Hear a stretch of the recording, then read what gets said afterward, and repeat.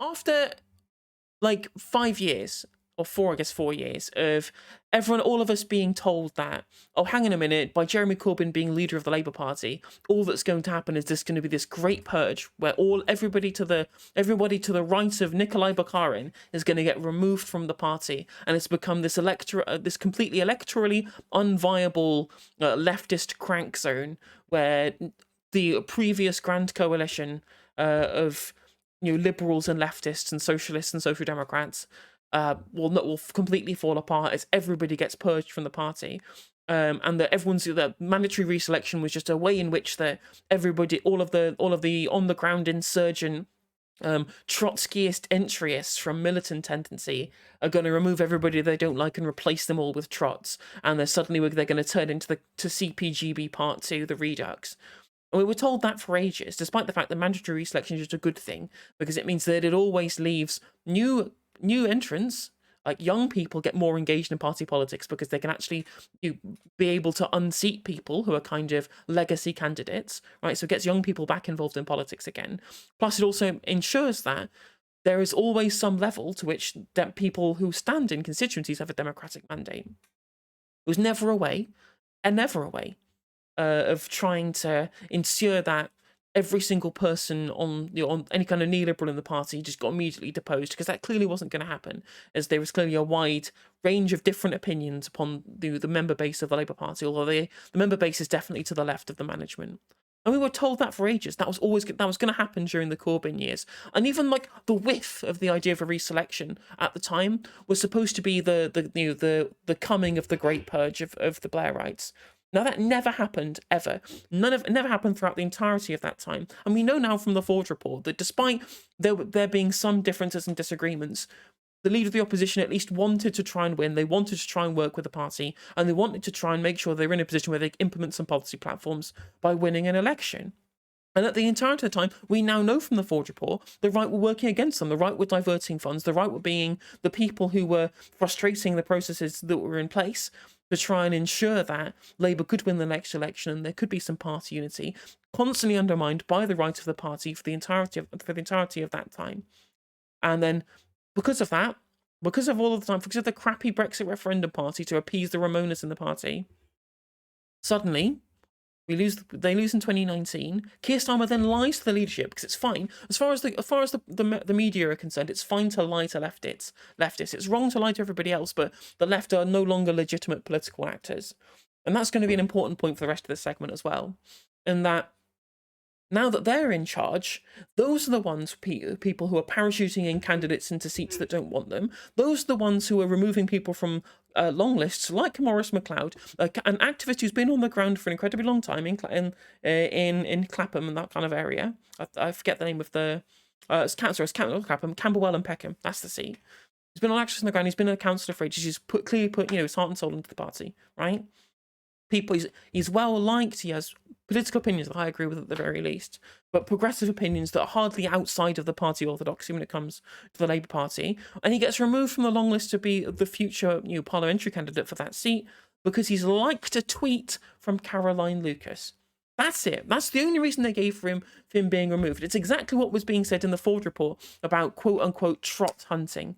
That's what they call it. Just the nonsensical removal of people from either the party membership or the ability to stand for positions of power in the party, who have taken single action, likes the wrong posts or the wrong tweets on whatever social media app of choice it is, and then they're using that as a false pretense to be able to remove people who have political opinions that they disagree with, even though those political opinions still fit within the party remit of the Labour Party. And these are the people where, on multiple occasions now, whole CLPs have resigned because of the lack of ability to be able to select their own candidates, whilst having people parachuted in from the top of the party. Now, this wasn't something that happened when Jeremy Corbyn was in charge of the party, but now Starmer is in charge. Now it's happening. Does it get any coverage from the mainstream media? Does it fuck? Does it ever? Again, they don't see the left as legitimate political actors, and they believe fully that it's Keir Starmer's duty as Labour leader to remove these people. Like, people from across the media spectrum are saying it, that it's good that Starmer is trying to remake the face of the party, and by that they mean by completely disregarding the opinions of the local members, by subverting democracy, by lying and cheating your way into power at the top of the party, and then using that to crush dissent within the party. It's absolutely 100% Stalinist, and we're actually seeing the purge that was foretold. Except it's coming from the right of the party. The right are trying to purge the left. Now we're even seeing like a reselection process for Ian Byrne MP, voted MP of the Year, who's been a champion of the Right to Food project. Imagine being a leader in a nominally left-wing party that, like, fuck is it a left-wing party nowadays, being threatened with reselection, and you're somebody who's literally doing your voted MP of the Year and campaigns for Right to Food. It's absolutely nonsensical. Absolutely nonsensical. And it's clear that the Labour Party, as it exists, is rotten to the core. Like, we know about the hierarchy of racism. We've seen that both within the Forge report, within the Labour files, and within the Leach report as well. Like, we know fully well there's the hierarchy of racism. We've seen that when there are plenty of different new political actors within the Labour Party who've had their ability to stand for candidates or their membership of the party revoked, right? Unless you have to be them. They are searching for model minorities. That's what they're searching for. As soon as you're a minority with opinions they don't like, they get rid of you. It happened with Wimborne in Drizzy. It's happening with Maurice MacLeod now. It's nonsensical. And then there are multiple councillors now who've resigned from the party as well due to racism they've experienced within the party. Does this get any media coverage? Does this get any public statements from the leadership? Of course it doesn't. Of course it doesn't. It is a failure, an absolute failure of the media class in this country and of the Labour Party as a political entity to call out the nonsensical, the horrendous racial prejudice that goes on within the party, and the level to which that all of the things that we were saying would have happened under a left-wing leader, where there's this kind of forced ideological purity, which that never materialised in 2015 to 2019, has materialised now in 2022, and no one will call it out, right? Even the most charitable interpretation of these events, Starmer's Labour is just incredibly incompetent and terrified of taking bold stances. Unless that bold stance is the left are bad, let's purge them from the party. That's the only thing they have a bold stance on, really, at this point. It's the only thing they can actually have a bold stance on, is getting rid of the left wing within the party. And as I've said like I've made peace. I've made peace with the fact that this Conservative government is so horrendous and they're so pathetic and dangerous for the people of this country. People might be losing their houses, people might be on the streets, people will be food insecure, all that kind of stuff. That they have to go, and the only suitable replacement is Keir Starmer. But I'm genuinely scared about the prospect of Keir Starmer being Prime Minister, considering how ruthlessly authoritarian is within his own party. The party apparatus itself is absolutely despicable.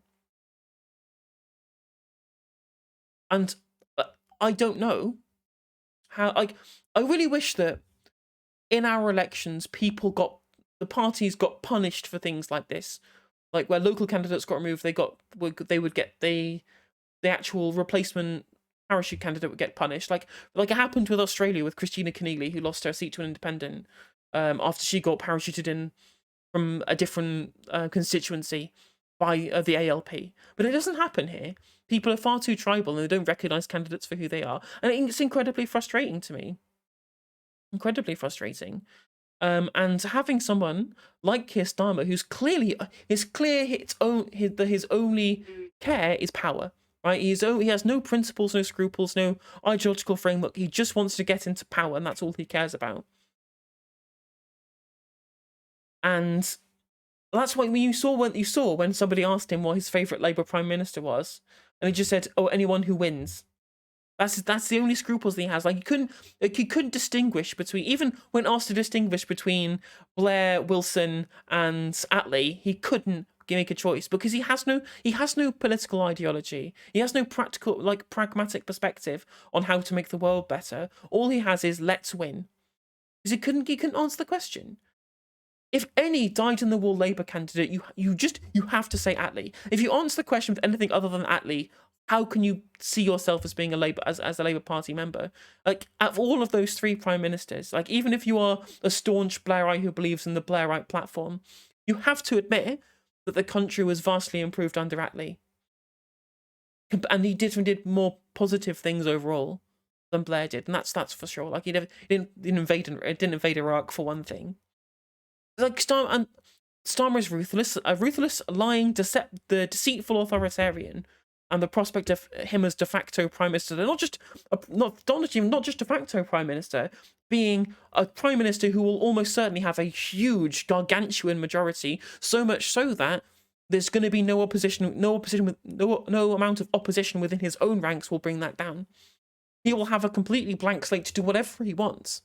And then whatever huge majority he might have, which again is mostly down to Tory incompetence, right? Let's not truly believe that this is somehow Starmer's grand image that is causing this. It really isn't. It really isn't hard to see. Speaking of Stalinist, the power is the top priority, even if it means throwing aside principles, is very reminiscent of early Soviet Russia. 100%. We also happen to Lenin as soon as he took charge, right? Will happily undermine democracy to throw out the socialist revolutionaries, right? After they won the election fair and square, to then throw them out and just say, no, we're going to dissolve the State Duma. Like, how different is that to like the anti-democratic nature of Starmer's Labour? But if they do get that huge majority, not only will that, again, as I said, it's only due to Tory incompetence they'll have it.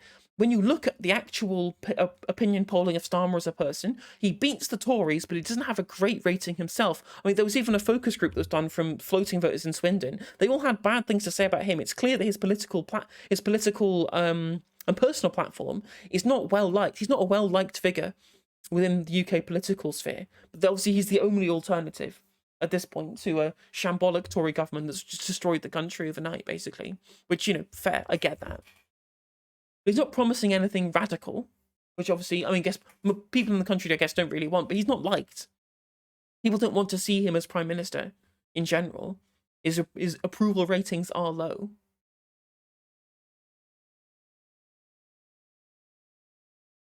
So a lot of this is not really due to some kind of new wave of people who just feel like the Labour Party is the best people to run the country. They just feel like they're the only alternative. That's where a lot of this, a lot of the high polling numbers from Labour are coming from. Because what have they done? What have they even done in the past however long, apart from just stand there doing nothing and waiting for the Tories to implode, which they've given them? So after all of that, Starmer's going to get this huge majority, and then it's going to be a justification for saying, well, no, clearly the ideological line of purity that I've taken on never introducing any sweeping changes at all and just being continuity neoliberalism, clearly that's the way that we win, right? Even though it doesn't take into account the fact that most of it is down to Tory incompetence and not anything positive that they've promised. But second of all, it also gives him such a huge majority within Parliament in general, and so many more MPs under his belt, that he will be then even further justified in his desire to purge the left. And that's a scary thought. That's a very scary thought. And in general, democracy is not good if there is no bargaining that needs to be done to be able to make policy. And that's an issue that we have right now, considering, the fact that Liz Truss's ridiculous plan is just went through. It's going to go through without a hitch now.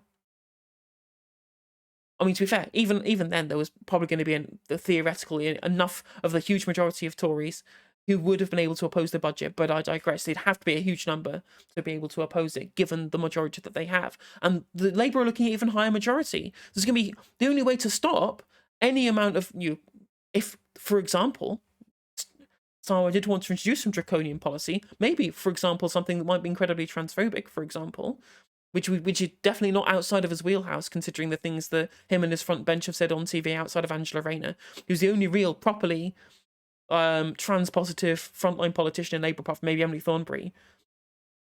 There's going to be no way to be able to vote it down, because the vast majority of people will just go along with the party line. The vast majority of them are people within his ideological circle, because they'll have all been parachuted in, or any opposition to them have been disqualified from running. And then that will give him further justification to continue the purge. I don't know how we stop this, and I don't know how we on the ground can try and alter the future political direction of this country. Painful counter-argument. Boris's downfall was at a base a sudden drop of support in the press, of which Starmer's performative disavowal of the left was a prerequisite. I mean, that is true. I mean, that is true. But even then, even after his performative disavowal of the left, did the press suddenly shut up about Beergate? No. Like, Beergate dominated the news despite it being a complete non-story. And there's still huge swathes of the press who will still attack them for being the red team. But I think there is a possible extent to that. But I don't think that it's. I think that you're absolutely right that it's mostly that's a Boris issue rather than a Liz issue, right? No matter no matter how much the press will try and spin stuff about Liz, they won't be able to spin away the cost of people's mortgages, which Boris didn't do, right? In fact, Boris's economic platform that he set out in the 2019 manifesto and that he continued throughout his time in office was way less bad than anything we got from any of the other Tory prime ministers over the past 12 years, right? He is definitely, as far as policy platforms go, and also on an economic basis, maybe not on a social basis, the least bad Tory prime minister of that time period. He's definitely better than Cameron and Truss and possibly May as well. I mean, well, clearly the only answer, if you like, the parliamentary politics is just nowhere. Like, the left need to disavow themselves from properly caring about parliamentary politics, which is obviously difficult for my channel because I love talking about it because it's interesting, right? So I guess I'll be commentating as an outsider, but just join a union, go on general strike, right? I mean, is that, or coordinated strike action, as Sharon Graham and Francis O'Grady were putting it, right? Coordinated strike action was probably the idea of a general strike probably pretty unlikely, but clearly parliamentary politics is just something that we're not going to have any kind of hand in anymore, because there's no way that Starmer is not only so authoritarian that he'll get rid of people he won't like, he'll parachute in people he does like, and will use his power to be able to try and bypass the wishes of the members. Because remember, the actual member base of the Labour Party, when motions have been called, like motions I get for proportional representations, that got passed overwhelmingly. Will that get put into the manifesto? Obviously it won't. Keir Starmer says it's not a priority, which means it's never going to bloody happen. And then also motions that people have wanted to put forward within the Labour Party have been stopped from happening, like the Green New Deal motion. Doesn't matter about it being voted for and him refusing it. They didn't even allow it to get to a vote in the first place. So not only is he undermining democracy with the selection of candidates, not only is he undermining democracy with the ways in which who people are allowed to be able to get the votes in the first place to join the party by expelling them for nonsense things in the first place, he's also undermining democracy by not even allowing things that that people in the Labour Party want to be able to put to a vote on policy to get that vote. And when things do get voted for, he won't even accept them to be able to put them into the policy platform. It's just, I just have so little faith in the future of Labour Party at this point, or the future of UK politics. I don't see how things can get better. I really don't. But then again, as I said earlier in the stream, even if Starmer did want to do good stuff, it'd probably be very difficult given the economic nature of the country. But again, most of this is really about the lack of democratic accountability, rather than it is any kind of policy platform, to be honest. Like, it's his subversion of democracy that really, really irks me, rather than the policy platform. Like, I wouldn't really care. Like, I would just put the tick in the red box because I want to be able to get out fucking Darren Henry. And, you know, that would be my engagement with parliamentary politics, and I wouldn't care. But the subversion of democracy within the Labour Party is just, it's unconscionable. It really is. That's the worst bit.